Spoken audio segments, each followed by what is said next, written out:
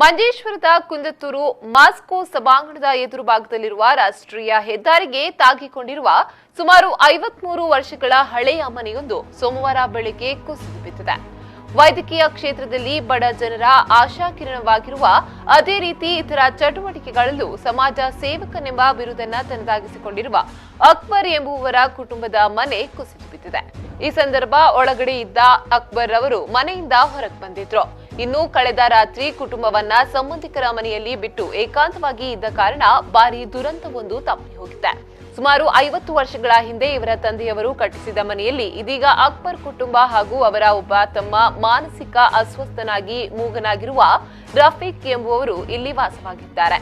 ಕಳೆದ 34 ವರ್ಷಗಳಿಂದ ಸಮಾಜ ಸೇವೆಯಲ್ಲಿ ನಿರತರಾಗಿರುವ ಅಕ್ಬರ್ ಸ್ವಂತಕ್ಕಾಗಿ ಏನನ್ನ ಮಾಡಿಟ್ಟವರಲ್ಲ. ಬಡವರ ಕಣ್ಣೀರನ್ನ ಒರೆಸುವಲ್ಲಿ ಆನಂದವನ್ನ ಕಾಣುವ ಅಕ್ಬರ್ ಕುಟುಂಬಕ್ಕೆ ಇದೀಗ ಮನೆ ಕುಸಿತದಿಂದಾಗಿ ಅಪಾರ ನಷ್ಟ ಸಂಭವಿಸಿದೆ.